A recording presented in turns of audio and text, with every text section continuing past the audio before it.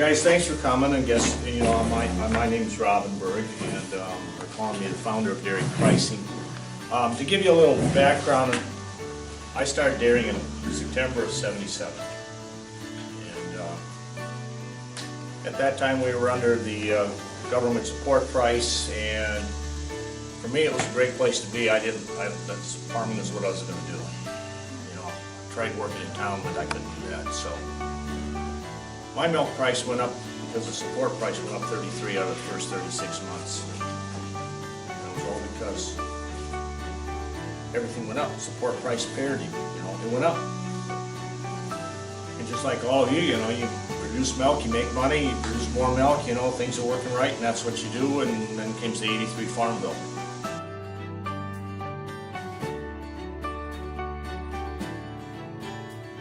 I never got involved at all in dairy policies until '96, and that was when the ARPA movement was involved. And do any of you remember that ARPA, which created Lanco, Penland, so forth, created Scenic Central in Wisconsin?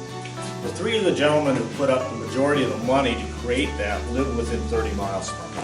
Names Dennis Jelly, Jim McGee, and Ron Clevenstein. I got to know these gentlemen just prior to them doing this.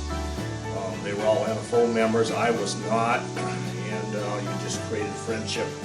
And as they were building this, it totally made sense to me for dairy farmers to become price makers, not price takers. And I was interested in how they were going to do that because our milk check was shrinking compared to our cost of operating our farms. And I wanted to see something different. At least we knew we were going to make money.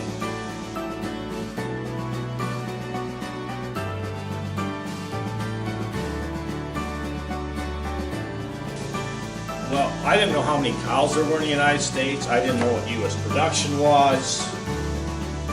Green Bay traded cheese, and that was a boys' club. Those who belonged to it, you owned a chair, and they showed up. They always said at 6:30 in the morning, Friday morning, and they had breakfast all together and talked about what the price was going to be, and then they'd go to the exchange at 8 o'clock, and then for half an hour trade cheese, and that's what it was. I don't know why they chose the Green Bay Cheese Exchange to be the price discovery system, but they did. In '96, we also went to component pricing. Now, Wisconsin is cheese country. 85 to 90% of the milk in Wisconsin goes to cheese, and 85 to 90% of that cheese is not consumed in Wisconsin. So the price of cheese is big to Wisconsin's economy because dairying is Wisconsin's biggest industry. Well, when we got paid on 3.5, we could all figure out our milk checks, what we were in comparison to the cheese factory next door, because there's at that time, a lot of independent cheese factories. And so to find a new market was easy. I mean, if you weren't being paid well and another factory was paying 30, 40 cents a hundredweight more for a few months than yours, you looked at a place to move your milk. But when they went to component pricing, you had nothing you could compare to because you didn't understand it. They were paying you all on these components instead of paying you fat and then say 17 cents on point of butter fat and so forth. So my wife and I bought a computer and we started working with, I started looking up, because now I had the ability to access information. And what I learned was there's 9 million cows approximately in the United States. There was 90,000 dairy farmers. I got to understand how things were being done in Green Bay.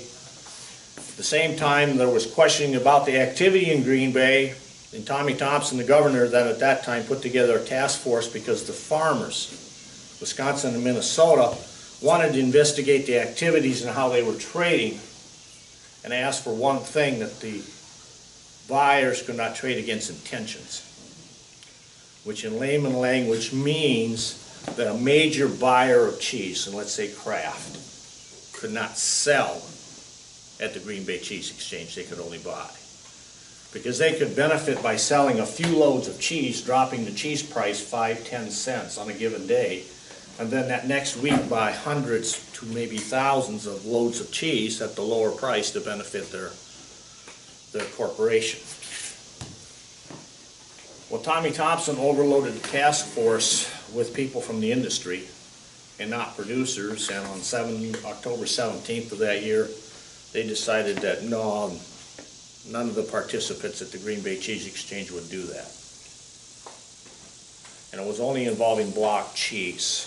Well, the next day, on the 18th, the cheese market dropped 21 cents because barrels were down 30 cents from the blocks.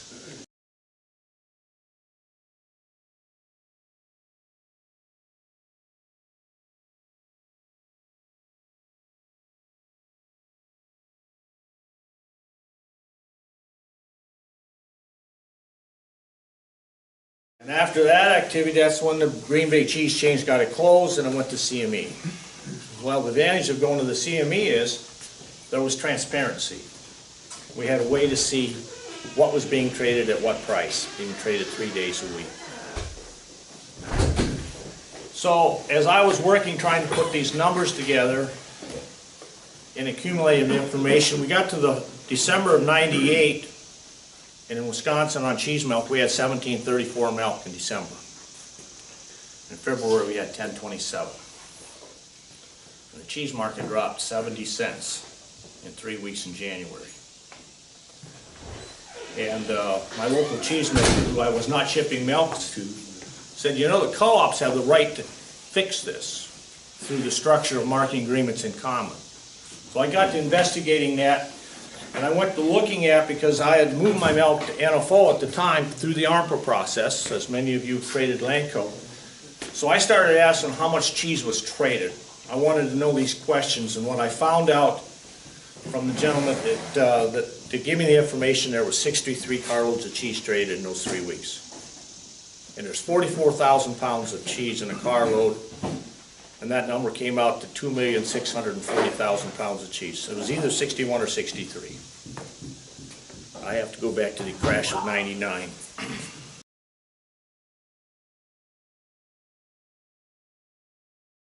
Gentlemen, I was saying to producers in support of an entity called Dairy Relief, which was created by created by DFA, that if dairy farmers supported an entity, a cooperative entity at $1 per month per cow, there would be $9 million from those 9 million cows to do something to balance our overproduction. What it would buy with 44,000 pounds of cheese at $2 a pound, which would give them Wisconsin $18 milk, would cost us $88,000 to buy a carload, and I rounded it to 90. We had enough money to buy 100 carloads of cheese a month. So 61 or 63 carloads coming into a 3-week period was not a big deal to buy, would it be? At $1 per cow per month, you lost $7. We lost $7 in pay price. So about a month or so later, Dairy Herd magazine, or Dairy Today, wrote an article saying, it was a one-page article that says, when the dairy producers produce 2% too much milk, the price of milk will drop 40%.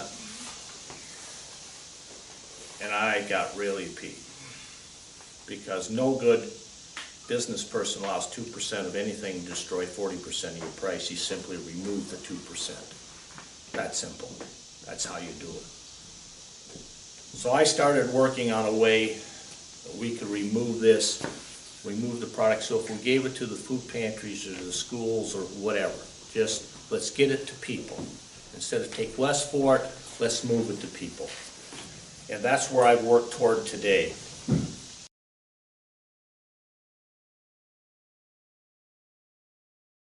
And that's where I've worked toward today.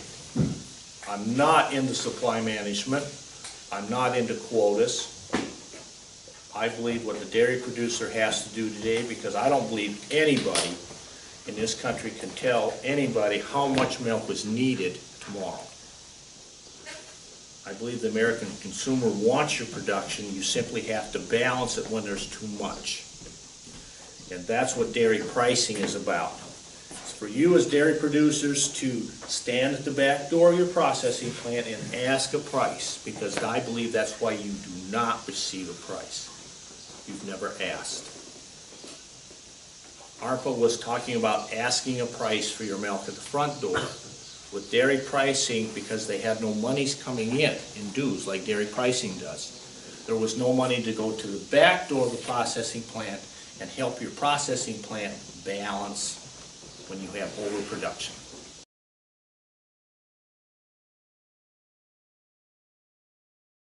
Two things cause overproduction. We're either producing more than what the consumer wants, or they reduce their consumption. Because you can reduce production, and if they reduce consumption, we should still have oversupply, can't we? If they increase consumption more than we increase production, we have a shortage, which our experience was last year. Perfect storm. We have an increased value in the US dollar, we have more production around the world, and now we got too much milk in the United States, don't we? We have to balance. Nobody knows that from time to time, and the concept of dairy pricing is balancing your production. First asking a price you need for your milk, and then when we have too much, simply have an order at the back door of your processing plant on your milk. Because I'll explain why it has to be your milk. And then you remove that milk and move that milk off to the humanitarian community, because they do it at no cost to you. And it's going to the people who need it. Otherwise, if you pay for it, you have this whole structure. In corporate America funds Feeding America, the banks, the corporations, everybody's working to take care of the 1 in 5 that don't receive.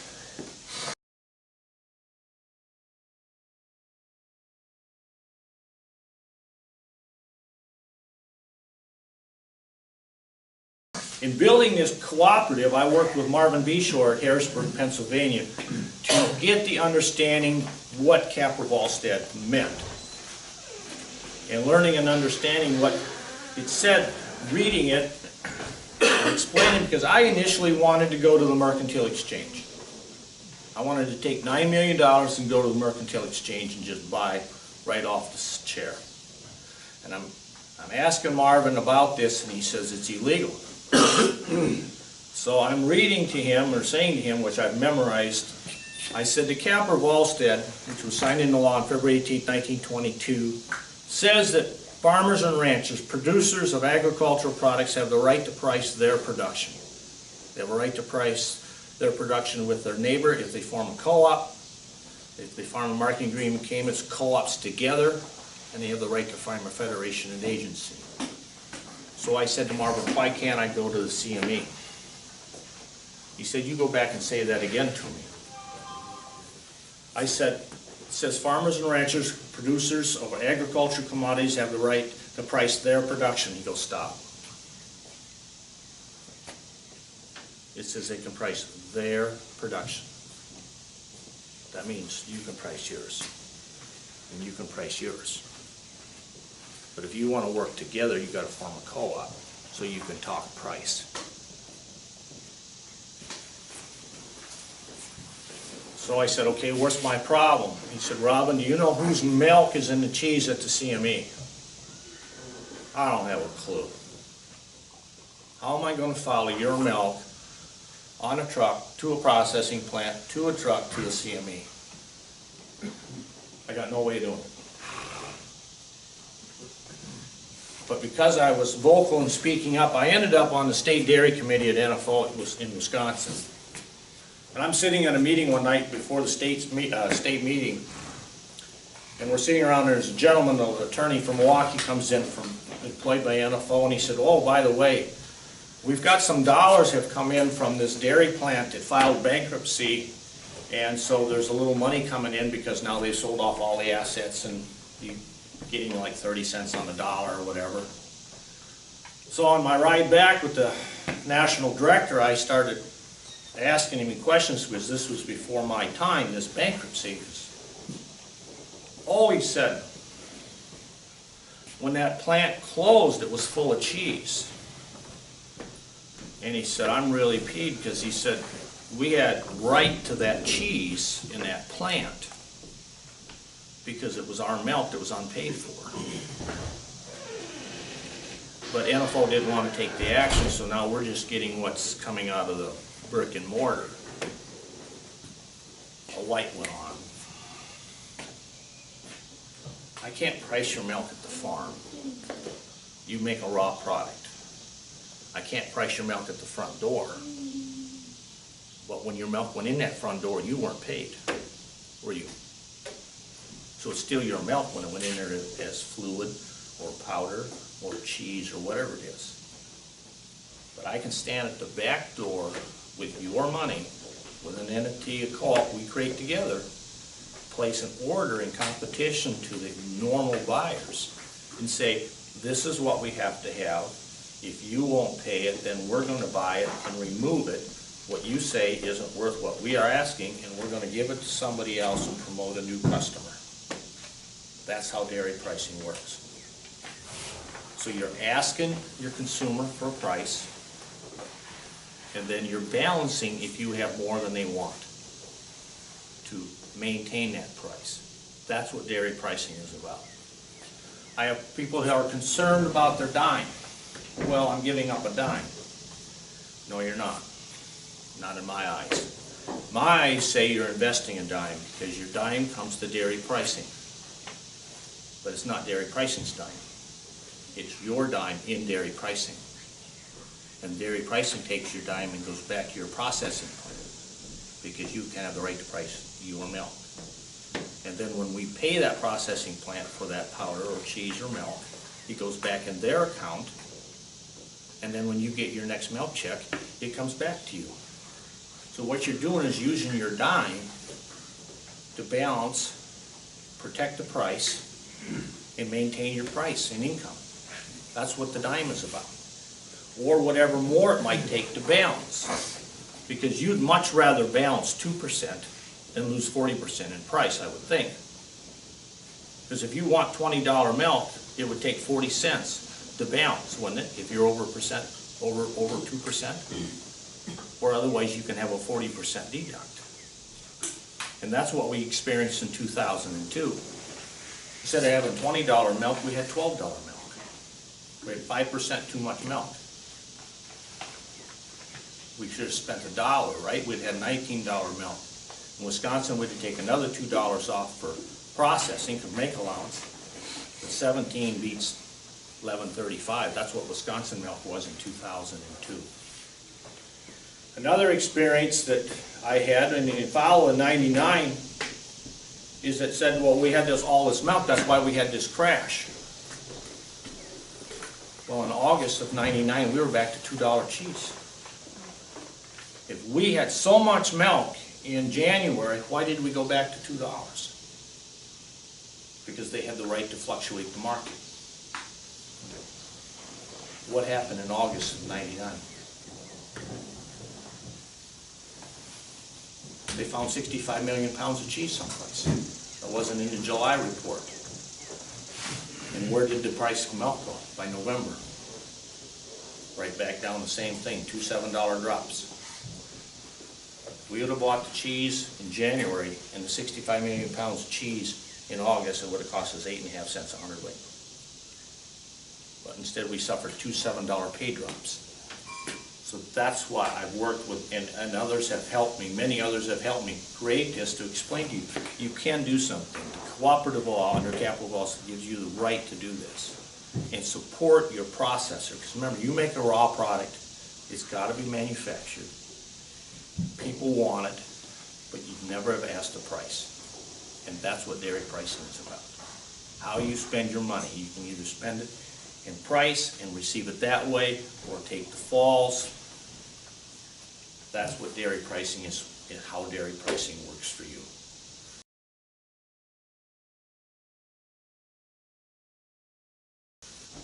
I'll give you an example of why I'm not a supporter of supply management.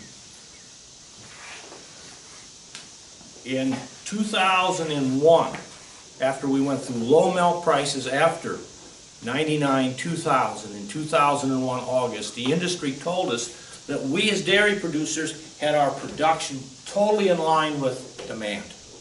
That we would have good milk prices for several months. And then milk went down 40%.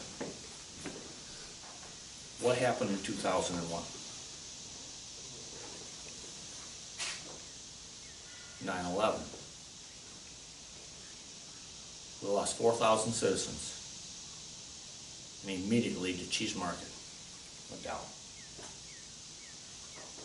Those 4,000 citizens did not consume 2% of the nation's milk. But they had a reason, traded on emotions, and down went the cheese market. And then never came back until 2004.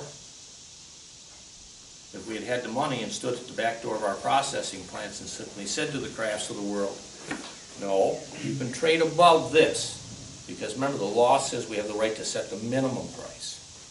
We don't close the CME because we want them to move that market higher above our support price. Government has no support price. When we had 11.35 milk in 2009, we had a floor price on powder at 90 cents. No floor price today on a new farm bill.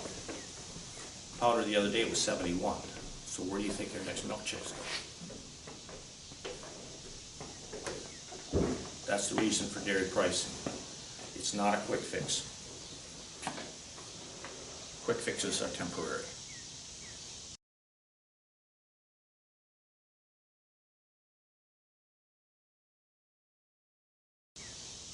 My vision and the whole thing is this, is to fix the dairy industry. Can't change the price discovery. There's too many dollars against you to change that.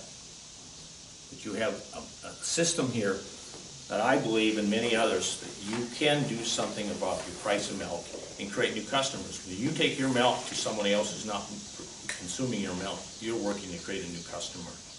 You know yourself, you can't taste a billboard, but you can taste a product, can't you? And Feeding America says that they have families that have not had milk in their diets for 2 generations. And when they take and put milk on those kids' tables, they never stop drinking milk. So this is your opportunity to use the structure that's already in place to grow new consumers. And that's what dairy pricing is set up to do. First, balance, price, balance, and then move product needed to those 1 in 5 children that are not consuming dairy products. That's what you're working for.